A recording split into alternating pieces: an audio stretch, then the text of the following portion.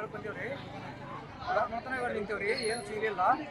ಆಯ್ತು ಹೊತ್ತು ನೀವು ನಮ್ಮ ಮನೆಗೆ ಇಲ್ರಿ ಇಲ್ಲಿ ಎಲ್ಲಿ ಇರ್ಬೇಕ್ರಿ, ಊಟ ಇರಬೇಕು. ಬಸ್ ಸ್ಟ್ಯಾಂಡ್ದಾಗ ಹೋಗಿ ಮುಕೊಂಡ್ರಿ, ಅಲ್ಲೇ ಬಸ್ ಸ್ಟ್ಯಾಂಡಲ್ಲೇ ಮಾಡ್ಕೊತೀವ್ರಿ. ಎರಡು ತಿರುಗಿಸಿ ಆರಾಮ ಮಾಡಿಸಿ ಮುಂಜಾನೆ ಮತ್ತು 7 ನಡ್ಕೊತ ಬಂದ್ರಿ. ನೀವು 7 ನಡ್ಕೊತ ಬಂದು ಈಗ ಮಿನಾಗಿ ಈಗ ತನಕ ಈ ಟೈಮ್ ಆದ್ರೆ ಏನಾದ್ರು ನಮ್ಗೆ ಏನೋ ಕೇರ್ ಇಲ್ಲ ಸರ್. ಟೈಮ್ 8 ಆಗಿದೆ ರೀ. ನಾವು ಒಕ್ಕರಿ ಮನ್ಸಿರಿ ಹೊಲ್ದಾಗ ಬಿತ್ತನೆ ಚಾಲು ಆಗ್ಯಾವ ರೀ. ನಾವು ಏನು ಬಿತ್ತಬೇಕ್ರಿ, ನೀಲ್ಲಪ್ಪ 2 ದಿನ 3 ದಿನ ಎತ್ಕೊಳ್ಳೋ ಉಪವಾಸ ರೀ. ನಾನು ಎತ್ತು ಹಿಡಿಯೋದ ರೀ, ಒಂದು ಯಾರು ಹಿಡಿಯಲ್ರಿ, ಹಿಡಿಯಪ್ಪಲ್ಲಿ ಇಲ್ಲ ಅದಕ್ಕೆ ನೀರು ಮೇವು ಯಾರು ಮಾಡ್ತೀರಿ. ಅದು ಸ್ವಲ್ಪ ನನ್ನ ಮನೆ ಮುಳುಗೋದಲ್ಲ ಸರ್. ಅದು ಸಾಯಬೇಕಿನ ಅದು 2 ದಿನ ನೀನು ಉಪವಾಸ ಹೋಗ್ರಿ, ಇವತ್ತೊಂದಿನ ಉಪವಾಸ ಹೋಗ್ತಾರೆ. ನಾವು 2-3 ದಿನ ಅದ್ರ ನೀರನ್ನು ಹೋಗಿರೋದು ಮತ್ತು ಅದು ಯಾಕೆ ಬದುಕತ್ತೀರಿ ಸರ್? ನಾವು ಇಟ್ಟು ಬೈದೆ ಅನ್ನೋದು ಅದು ಮ್ಯಾಗ ಮತ್ತು ಒಕ್ಕಲಿಯರ ಹೆಸರು ಇಡ್ತಾರೆ ಈ ಗೌರ್ಮೆಂಟ್.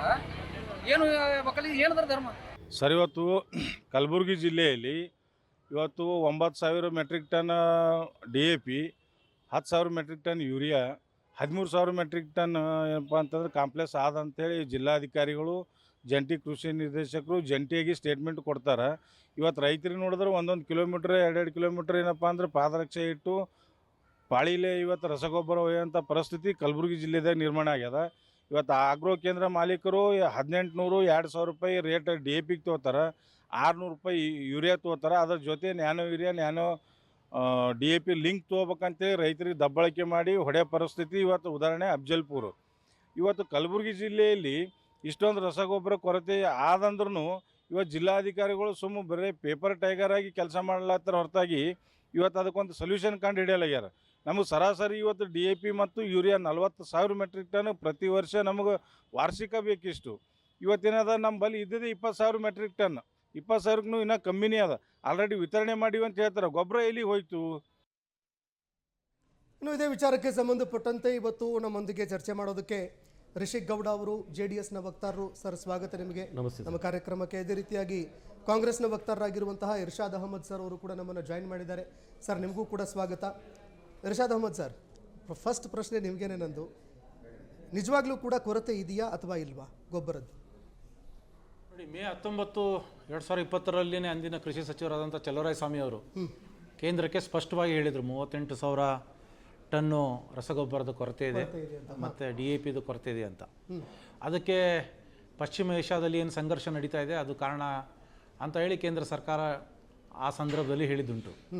ಸೊ ಅದಾದ ಮೇಲೆ ಅದಕ್ಕಿಂತ ಮುಂಚೆ ಏಪ್ರಿಲ್ 16ಕ್ಕೆ ನಮ್ಮ ಅಂದಿನ ಮುಖ್ಯಮಂತ್ರಿಗಳಂಥ ಸನ್ಮಾನ್ಯ ಸಿದ್ದರಾಮಯ್ಯನವರು ಎಲ್ಲ ಜಿಲ್ಲಾಧಿಕಾರಿಗಳು ಮತ್ತು ಉಸ್ತುವಾರಿ ಸಚಿವರುಗಳ ಸಭೆಯನ್ನು ಕರೆದು ಎಲ್ಲ ಜಿಲ್ಲಾಧಿಕಾರಿಗಳಿಗೆ ಹೊಣೆಯನ್ನು ಮಾಡಿದರು.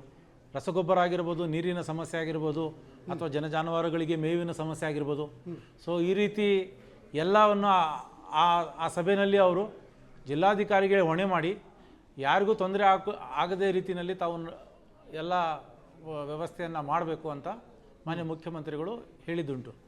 ಸೊ ಈಗ ತಮ್ಮ ವಾಹಿನಿಯಲ್ಲಿ ನಾನು ನೋಡ್ತಾ ಇದ್ದೇನೆ, ರೈತರು ಪಾಪ ತಮ್ಮ ಕಷ್ಟವನ್ನು ಹೇಳ್ತಾ ಇದ್ದಾರೆ. ಯಾಕಂದರೆ ರೈತ ಈ ದೇಶದ ಬೆನ್ನೆಲುಬು. ರೈತ ಆಹಾರ ಉತ್ಪಾದನೆ ಮಾಡಿಲ್ಲ ಅಂದರೆ ಭಾಳ ಕಷ್ಟ ಆಗುತ್ತೆ. ಯಾಕಂದರೆ ದೇಶದ ಅಧಿಕಾಂಶ ಇವತ್ತು ರೈತರ ಮೇಲೇ ನಾವು ಇವತ್ತು ಡಿಪೆಂಡ್ ಆಗಿರುವಂಥ. ಸರ್ಕಾರ ಎಲ್ಲಿದೆ ಸರ್? ಅಲ್ಲ, ಸರ್ಕಾರ ಇದೆ. ಸರ್ಕಾರದ ಕೆಲಸವನ್ನ ಮಾಡ್ತಾ ಇದೆ. ಈಗ ಗೊಬ್ಬರ ಕೊರತೆ ಆಗಿದ್ದಕ್ಕೆ ನಾವು ಜಿಲ್ಲಾಧಿಕಾರಿಗಳನ್ನ ಹೊಣೆ ಮಾಡಬೇಕಾ ಅಥವಾ ಕೃಷಿ ಸಚಿವರನ್ನ, CM ಅನ್ನ ಮಾಡಬೇಕಾ?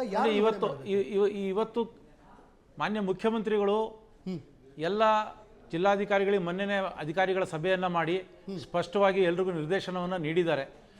ಎಲ್ಲೂ ಯಾವುದೇ ರೀತಿಯ ತೊಂದರೆಗಳು ಆಗ್ಕೂಡ್ದಂಗೆ ನೀವು ನೋಡ್ಕೊಳ್ಳಿ ಅಂತ.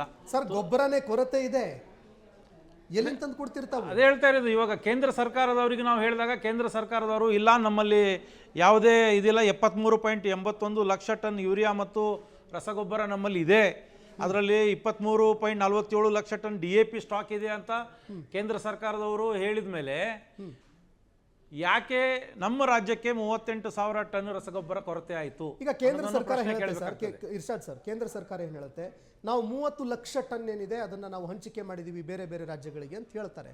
ಇದರ ಹೊರತಾಗಿಯೂ ಕೂಡ ಈ 30 ಲಕ್ಷ ಟನ್ ಹೋಗಿದ್ದೆಲ್ಲಿಗೆ ಹಾಗಾದರೆ? ಅದೇ ನಾವು ಕೇಳ್ತಾ ಇದ್ದೀವಿ. ಇವತ್ತು ಕೇಂದ್ರ ಸರ್ಕಾರದವರು ಅದನ್ನು ಹಂಚಿಕೆ ಮಾಡಿದರೆ ನಮಗೆ 38,000 ಟನ್ ಯಾಕೆ ಕೊರತೆ ಆಗಿದೆ? ಸೊ ಅದು ಒಂದು ಪ್ರಶ್ನೆ ಇದೆಯಲ್ಲ. ಸೊ ಹಾಗಾಗಿ ನಾವು ಕೇಂದ್ರ ಸರ್ಕಾರಕ್ಕೆ ಕೇಳ್ತಾ ಇದ್ದೀವಿ, ತಾವು ಏನು ಪಾಶ್ಚಿಮಾತ್ಯ ಯುದ್ಧದ ಒಂದು ಕಾರಣ ಹೇಳಿ ಅಲ್ಲಿ ಒಂದೇನು ಸಂಘರ್ಷ ನಡೀತಾ ಇದೆ ಅದನ್ನ ಒಂದು ಕಾರಣನೂ ತಾವು ಹೇಳಿದ್ರಿ. ಅದ್ರ ಜೊತೆನಲ್ಲಿ ಬೇರೆ ಬೇರೆ ಕಾರಣಗಳನ್ನು ಹೇಳಿ ತಾವು ಸಮಯಕ್ಕೆ ಸರಿಯಾಗಿ ಕಾಂಗ್ರೆಸ್ನವರು ದೇಶಭಕ್ತರಲ್ವಾ? ಅವ್ರನ್ನ ದೇಶಭಕ್ತಿ ಚಾಲೆಂಜ್ ಮಾಡಲ್ವಾ? ಗೊಬ್ಬರ ಯಾಕೆ ಯೂಸ್ ಮಾಡಬೇಕು? ಅಲ್ಲ, ಖಂಡಿತ ಸರ್. ಇವತ್ತು ನೋಡಿ, ಇವತ್ತು 17 ಜನ ಇಲ್ಲಿ MP ಗಳಿದ್ದಾರೆ ಬಿಜೆಪಿ ಅವರು ಕೇಂದ್ರಕ್ಕೆ ಹೋಗಿ ಕೇಳಬೇಕಾಗ್ತದೆ, ನಮ್ಮವರು ಹೋಗಿ ಕೇಳಬೇಕಾಗ್ತದೆ. ಅಲ್ಲ, ಪ್ರಧಾನಿ ಅವರೇ ಯೂಸ್ ಮಾಡಬೇಡ ಅಂತ ಹೇಳಿದಾರಲ್ಲ ಗೊಬ್ಬರನ. ಅಲ್ಲ ನೋಡಿ, ಪ್ರಧಾನಮಂತ್ರಿ ಅವರು ಗೊಬ್ಬರನೂ ಯೂಸ್ ಮಾಡಬೇಡಿ ಅಂತಾರೆ, ಆಮೇಲೆ ಚಿನ್ನನೂ ಖರೀದಿ ಮಾಡಬೇಡಿ ಅಂತಾರೆ, ಅಡಿಗೆ ಎಣ್ಣೆ ಯೂಸ್ ಮಾಡ್ಕೋಬೇಡಿ ಅಂತ ಹೇಳ್ತಾರೆ. ಅವ್ರ ಮಾತುಗಳು ಇವತ್ತು ಭಾಷಣಕ್ಕೆ ಮಾತ್ರ ಸೀಮಿತ ಆಗಿದೆ. ಇವತ್ತು 8 ಗಂಟೆಗೆ ಬಂದು ಏನಾದರೂ ಒಂದು ನ್ಯಾಷನಲ್ ಟಿವಿಗೆ ಬಂದು ಅವರು ಏನಾದರೂ ಒಂದು ಮಾತನ್ನು ಹೇಳ್ತಾರಂದರೆ ಈ ದೇಶದ ಜನ ಸಂಕಷ್ಟದಲ್ಲಿ ಏನೋ ಒಂದು ಭೀತಿನಲ್ಲಿ ಬಂದುಬಿಡ್ತಾರೆ, ಏನೋ ಒಂದು ಘೋಷಣೆ ಮಾಡಿಬಿಡ್ತಾರಂತ. ಅವರು ಘೋಷಣೆ ಮಾಡ್ತಾರೆ, ಮಾರನೇ ದಿನಾನೇ 8,000 ಕೋಟಿ ಪ್ಲೇನಲ್ಲಿ ಅವರು ವಿದೇಶಕ್ಕೆ ಹೋಗಿ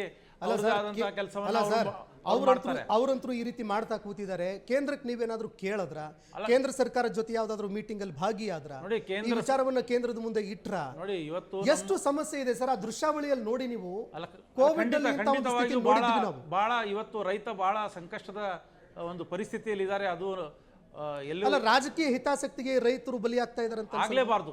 ರಾಜಕೀಯ ಹಿತಾಸಕ್ತಿಗೆ ರೈತರು ಬಲಿ ಆಗ್ಲೇಬಾರ್ದು. ಯಾರ್ದು ನಾನು ಹೇಳ್ತಾ ಇದ್ದೇನೆ, ಪಕ್ಷಾತೀತವಾಗಿ ಸರ್ಕಾರಗಳು ರೈತರ ಪರವಾಗಿನೇ ಇರಬೇಕಾಗ್ತದೆ. ಆದರೆ ಇವತ್ತು ಕೇಂದ್ರ ಸರ್ಕಾರದವರು ನಮಗೆ ಸ್ಪಂದಿಸದೇ ಇರುವ ಕಾರಣ ಇವತ್ತು ಸ್ವಲ್ಪ ಸಮಸ್ಯೆ ಆಗಿದೆ. ಆದರೆ ಇದನ್ನ ಹತೋಟಿಗೆ ತರುವಂತ ಕೆಲಸ ಇವತ್ತು ಮಾನ್ಯ ಮುಖ್ಯಮಂತ್ರಿಗಳು ಮಾಡ್ತಾರೆ. ಸರ್, ತಮ್ಮ ನಿಯೋಗ ತಗೊಂಡು ಹೋಗಬಹುದಾಗಿತ್ತು. ಯಾಕ್ರಿ ಕೊಡಲ್ಲ? ಈ 30 ಲಕ್ಷ ಕೋಟಿ ಮೆಟ್ರಿಕ್ ಟನ್ ಎಲ್ಲಿಗೆ ಹೋಯ್ತು? ಕೊಡಿ ನಮಗೆ 40,000 ಮೆಟ್ರಿಕ್ ಟನ್ ಅಂತ ಕೇಳಬಹುದಾಗಿತ್ತಲ್ಲ ತಾವು. ಅದೇ ಹೇಳ್ತಾ ಇದೀನಲ್ಲ, ಇವಾಗ ವಿರೋಧ ಪಕ್ಷದಲ್ಲಿ ಇರೋರು ಸ್ಪಂದಿಸಿದರೆ ಅವರು ಹೆಚ್ಚಿನ ಸಂಖ್ಯೆಯಲ್ಲಿ ಅಲ್ಲಿ MP ಗಳಿದ್ದಾರೆ.